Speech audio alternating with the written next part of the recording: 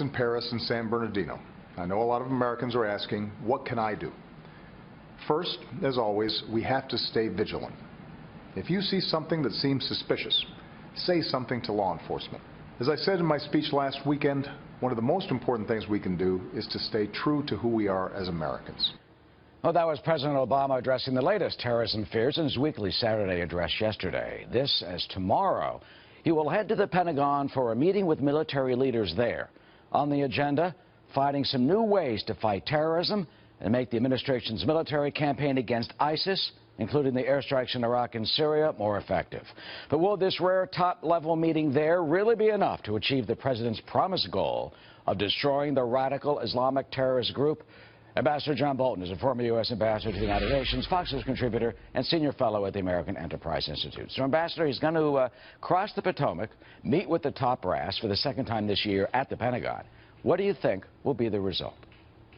Well, from all that he has said so far, even since the San Bernardino attack, I don't think there's any indication that the president will approve any significant change in the military operations that have been going on for some time. The president says his goal is to degrade and ultimately destroy ISIS, but it's that word ultimately, I think, that makes the difference. For him, ultimately is a long way away. I think we could have been doing an awful lot more in the now nearly 2 years since ISIS broke out of Syria and took much of western Iraq out of the control of the Baghdad government.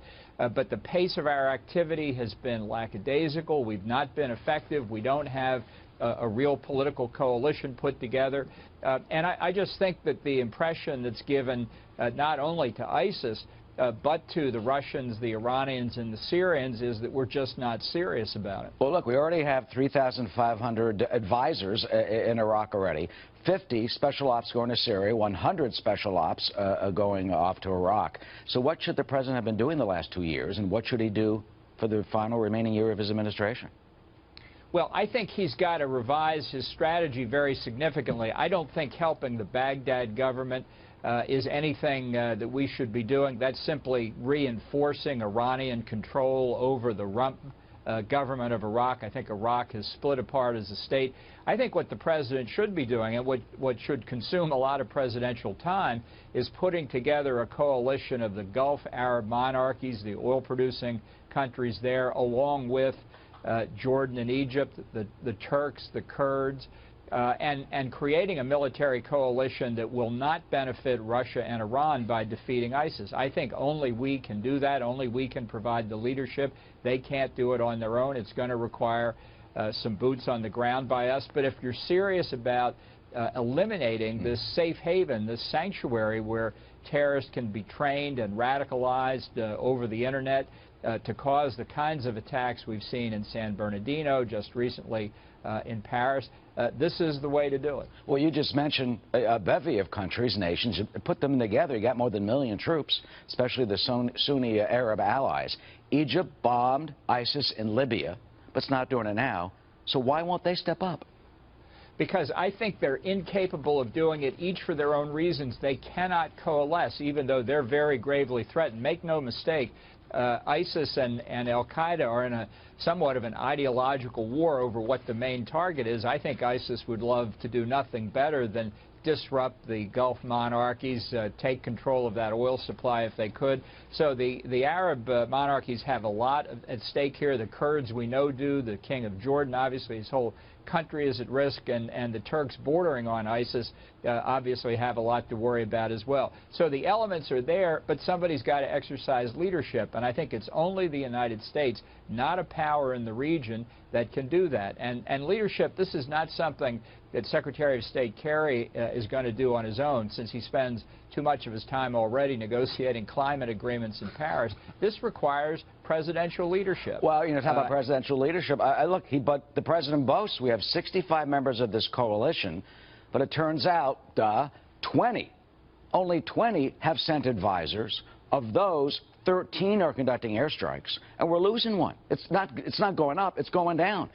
Justin Trudeau, the Liberal Prime Minister of Canada, has announced he's pulling out the bomb. They're not going to bomb anymore. No more Canadian airstrikes, although he will have some on the ground, 69 69 members of the Canadian military. I mean, what do you do when you got one of the major allies, our neighbor to the north, saying, I'm done?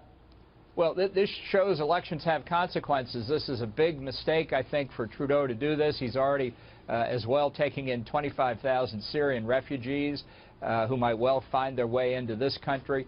You know, I get a kick whenever the president talks about the 60-plus members of his coalition, because when George W. Bush used to use a similar statistic on Iraq, the president, then a senator, used to deride it because not many of those countries were actually participating. And, of course, his statistic suffers from the same weakness. The fact is, you can see the lack of progress on the ground. The ISIS forces are still consolidating their control. They have suffered some reverses. They are far from invulnerable. But every day that goes by makes it just that much more difficult to achieve what the president himself says his goal is, which is destroy ISIS. And, of course, Ash Carter, the Secretary of Defense, this last week said we are at war and that ISIS is not yet contained. So maybe the president will get an earful tomorrow. Ambassador John Bolton, always good to see you every Sunday as you are here with us with your analysis and insight. Thank you, Eric. And hello again from Fox News in Washington. We'll have our in-depth interview with Donald Trump in a moment. But first, a new Fox poll which finds there's a tight battle for the lead in Iowa. Among likely caucus goers, Senator Ted Cruz now stands at 28% and Trump at 26%, within the poll's margin of error. Marco Rubio and Dr. Ben Carson are the only other candidates in double digits. But when the results are narrowed to Republicans who say they will definitely attend the caucuses, Cruz's lead over Trump expands to 7 points, 32% to 25%. Still, when Iowa Republicans are asked who's most likely to beat Hillary Clinton, 32% say Trump, far more than pick Cruz or Rubio. On Friday, I sat down with Trump at Trump Tower in New York City to discuss his campaign and his explosive call to ban Muslims from coming to the U.S. Mr. Trump, welcome back to Fox News Sunday. Thank you. Top Republicans met in Washington this week and discussed the possibility of a brokered convention to block you from being the GOP nominee. Your reaction to the idea that members of the establishment, some members, are talking about trying to stop you? Well, I think they're making a big mistake, number one. I think I'm going to be the one that beats Hillary. You know, the Fox poll, your own poll, came out and said I beat Hillary rather easily. And I think they are kidding themselves. I'm leading in virtually every state. I'm leading in Iowa, although a Des Moines Register does a poll, and I'm sure that'll be negative when they announce their poll. But when you say that they're kidding themselves, meaning what? They're kidding themselves. I'm going to win. I think I'm going to win. You know, I'm not one of these other guys that goes down. I don't go down. I go up. My whole life has been about winning. I'm going to win. You say that you may break your pledge and run as an independent if the party doesn't treat you fairly. When you hear about leaders talking about a brokered convention, when you hear about the New York GOP, some people saying, let's throw them out, do you have a warning for GOP leaders? Look, I understand what they're going through. I wasn't supposed to be here. I was a member of the establishment 7 months ago. I gave $350,000 to the Republican Governors Association. I'm not supposed to be doing this. You see, I'm supposed to be on the other side writing checks and having people do whatever I want. So what do you say to the puppets, Republican like leaders? Puppets. I say, folks, you know, I'm sorry I did this to you, but you got to get used to it. It's one of those little problems in life. Now, I'll see whether or not I'm being treated fairly. I want to run as a Republican. I'm a conservative guy. I have great ideas. I'm going to make our country great again. I'm going to make it great again. It's a mess. Right now, our country is a mess. So I think they're going to be very happy. I think if I win, in 2 years after I win, I think we're going to have the happiest people in the world. Okay? But I understand, Chris, I understand where they're coming from. This wasn't supposed to happen. They were supposed to pick a governor, a senator, you know, a puppet, where they control them 100%. This wasn't supposed to happen. It's some things you said haven't made people happy. You say that the Muslim ban is about security, not about religion. But you would block all foreign Muslims. That's 1.5, let me just finish, Okay, go ahead. 1.5 billion people from coming into this country. Are you saying that all of them are potential security threats? We have people flying airplanes into World Trade Centers. We have people shooting people in California like happened last week. We have big problems. problems that nobody understands. You don't understand them. I don't understand. People don't understand them. The Muslims have to help us figure out. There's tremendous hatred there. There's tremendous hatred. But where it comes from, I don't know. I think here's the point, Mr. Trump. I think people would understand it if you were basing it on countries, saying, you know, don't let people in from Syria or Libya, war areas. But well, I've done that also. But there are 200 million Muslims in Indonesia. I've done that also. There's a Canadian businessman who's a Muslim. Are you saying they can't come in? There's a sickness. There's sick people. There's a sickness going on. There is a group of people that is very sick, and we have to figure out the answer. And the Muslims can help us figure out the answer. Here's what Speaker of the House Paul Ryan said this week. This is not conservatism. What was proposed yesterday is not what this party stands for, and more importantly, it's not what this country stands for. Ryan says you would violate the constitutional guarantee of freedom of religion. Look, I like Paul Ryan. Very, very weak on illegal immigration, big on amnesty, very, very bad on our southern border. Let people pour in. It's not the kind of thinking we need. We need stronger thinking than that. And I like him. He's a nice person. But we need stronger thinking than that. I want the Muslims to help me. I knew there'd be a storm. I'm a very smart person. I knew there'd be a storm. But we need the Muslims to help us figure it out. This week, you've been called a bigot, a fascist, a demagogue. I looked up the word demagogue in the dictionary, and it says someone, a public official who seeks support based on appealing to people's fear and prejudice. Not me. Is that what you're doing? No, it's the opposite. It's called Make America Great Again. It's the opposite. I want to make our country safe. In fact, I'm going to add to it. Make America great again. Make America safe again. It's not safe. We're living in fear. I'm not creating the fear. People are living in fear. I have friends that don't want to fly in airplanes anymore. Okay? Now, look, there's a problem. You don't have to admit it. You never will, because you always want to be politically correct. Your father would have admitted it, okay? He's living with it. But you're catching your father very rapidly. Certainly in the ratings, we're catching him when we do it together. But look, there's a fear out there. Let's talk practically about how your plan would work. Someone wants to come to the U.S. How do you find out if they're Muslim? Do you ask them?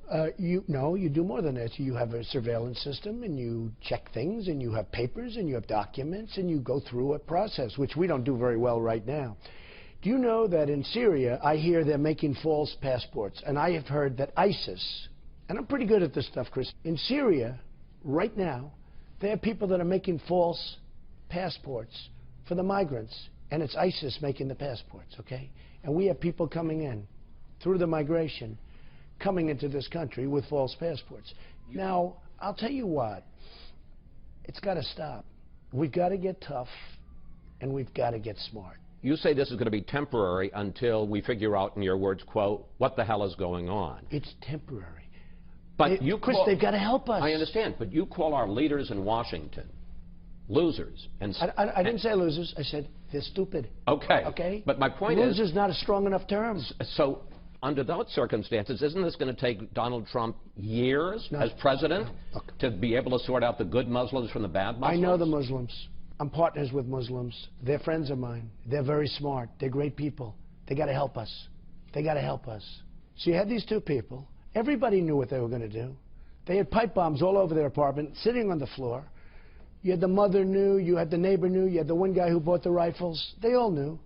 And the one person said, oh, I knew, but maybe racial profiling. He didn't want to be a racial profiler. So people are laying dead all over a certain place. Good people, great people. I think it's disgraceful. We need help. We have to have people turn other people in. Once they're radicalized, it's too late. Now, we have another problem, because we have many radicalized people in the United States.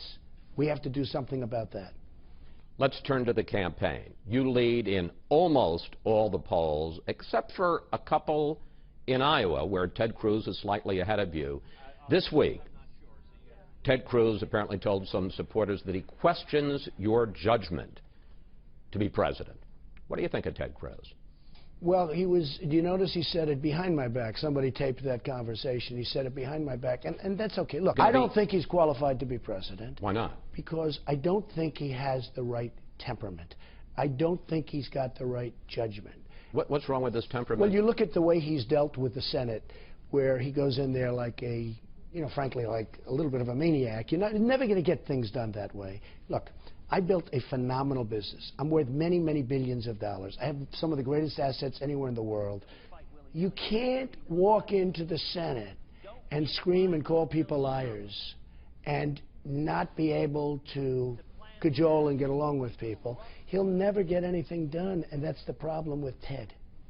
Most of the so-called experts are now saying maybe Trump wins the nomination, but he's still going to get swamped in a general election by Hillary Clinton. And they point to this. Among women, 27% have a favorable view of you, 62% unfavorable. Among blacks, here's your problem. Here's your problem. Can I just read? No. I think this. You're quoting one poll because there are other polls where I'm very favorable with women. No, but not among all women. Excuse me. We wanted to ask Trump about a USA Today poll last week, which shows him with high unfavorable ratings among women, blacks, and Hispanics. You released a poll, Donald Trump against Hillary Clinton, and I win by 4 points. It's a Fox poll. It's not a Quinnipiac or whoever it is.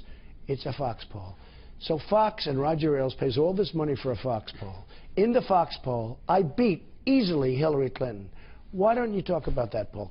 Trump's right. There was a Fox poll that showed him beating Clinton by 5 points. But it was a month old, not 2 or 3 days. How do you answer the question? Are you too divisive? No, Hispanics, I think I'm great. Look, blacks, women? I think I'll win the Hispanics. I employ thousands of Hispanics. They love me. I love them. And I think I'm going to do great with women. And one of the reasons I'm going to do great with women is that I'm a leader. I'm not like Hillary Clinton. She's got no strength. She's got no stamina. Everything she does is like theatrical. Oh, Donald Trump said this. He actually, it was sort of interesting. She said, I watched her last night, Donald Trump, looks like she practices in front of a mirror for 2 hours. Donald Trump said, I think he's dangerous. I'm dangerous. She's the one that caused all this problem. With her stupid policies, you look at what she did with Libya, what she did with Syria.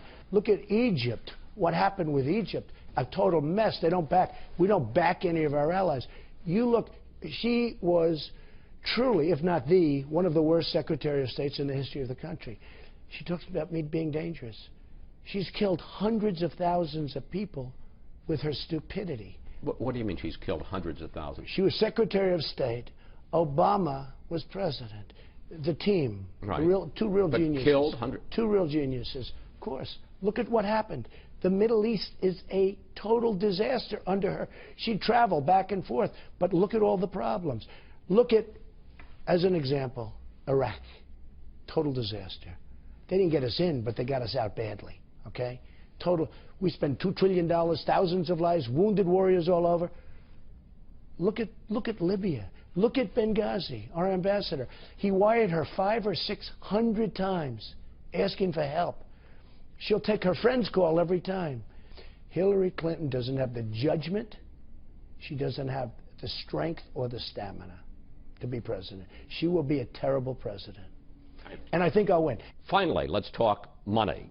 Should congressional Republicans put policy riders in a bill to keep the government funded? And if so, what issues are worth risking a government shutdown? If we had leadership, you wouldn't have to talk about a shutdown. And one of the things I'm so disappointed with the Republicans is that we have a budget, and then they go to sleep for 2 years. They don't do anything. And they start talking about it just before the budget comes up. It doesn't work that way. Are there policy issues that you would shut down the government over?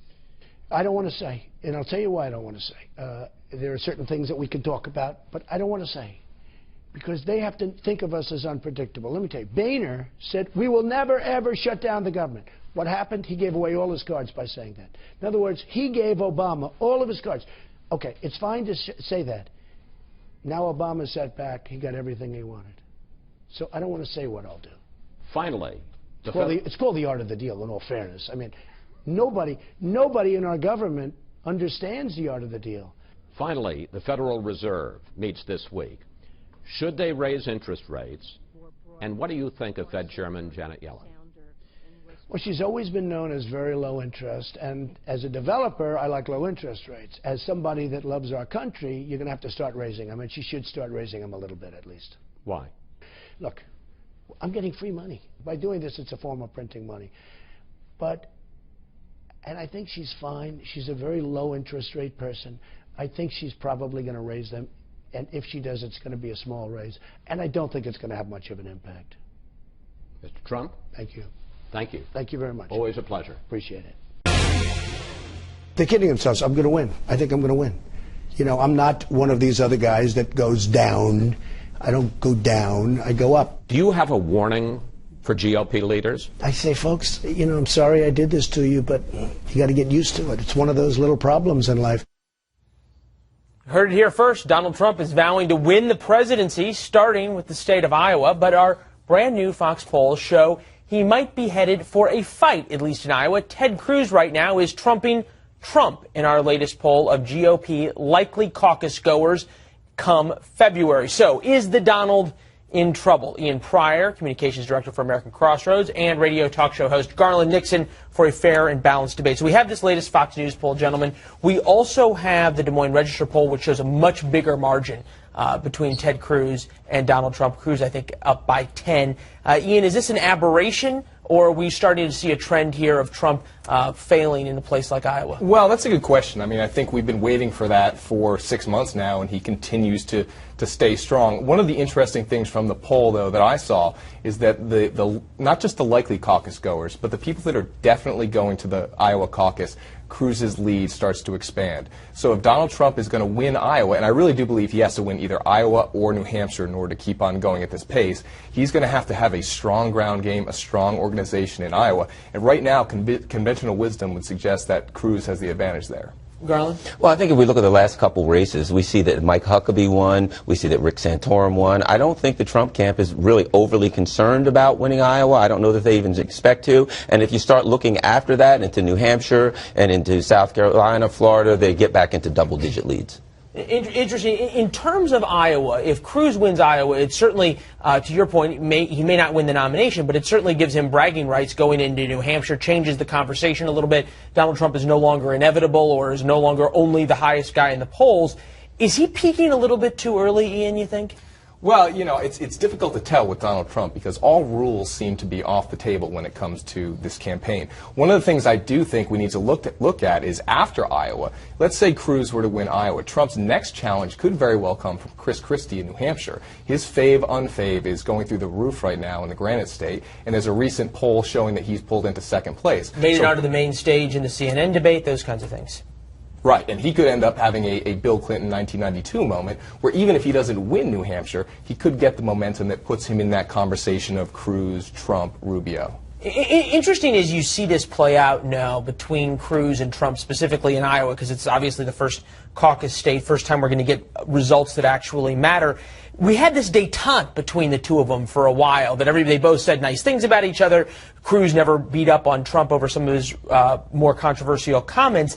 And now, as we just heard from Kristen Fisher, Fox News Sunday, Donald Trump says Ted Cruz is like a maniac and ends his soundbite with, "That's a problem with Ted."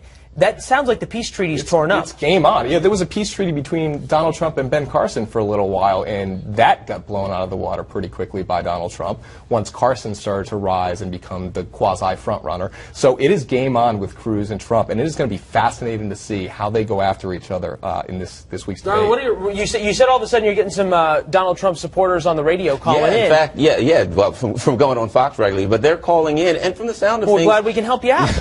Yeah, I guess I'll consider that help. Have more listeners. But at any rate, I just don't see the core support for Donald Trump, which seems to be pretty much all of it, doesn't seem like they'll go much of anywhere. And I don't think, from what I'm hearing... They may not go much of anywhere, but are they going to actually go to the caucus in Iowa? Is there enough of an organization to get all those folks out to the caucuses on a cold February night? I don't think so. I don't think Trump wins Iowa. I really don't see a way that he wins Iowa based on the history of Iowa. But he has to win one of the two two, because the nominee always wins one of the two if he doesn't win one of the two. And I think the New Hampshire race is important because that's the establishment's, to me, that's their last stand. They have to really do well there, or else it may be game over. As we look at, we have one other poll to put up, which is who is the most likely to beat Hillary Clinton. And the poll obviously assumes that she is going to be the eventual nominee. Among likely GOP caucus goers, they say Trump is the most likely to beat Hillary Clinton. Cruz coming in pretty far down the list, second with only 18%. Are caucus goers in Iowa, Ian, and you spent time studying these folks, are they concerned about who they like, or are they concerned about who they think is going to eventually win? I think right now they're concerned with the person that's speaking most to their values. I think whether somebody can win or not is not going to be the #1 priority for caucus goers. I do think it's interesting, though, that they think Trump is the better candidate to go against Clinton. And I think we've all sort of underestimated Trump's staying power. And I wouldn't be surprised if he were to be the nominee. I wouldn't be surprised to see Hillary Clinton underestimate him as well. And she has been recently, and there were recent stories about how, well, she's now starting to take him seriously. Last word very quickly. Well, I don't think after what happened in 2008 that Hillary Clinton's going to be underestimating anyone.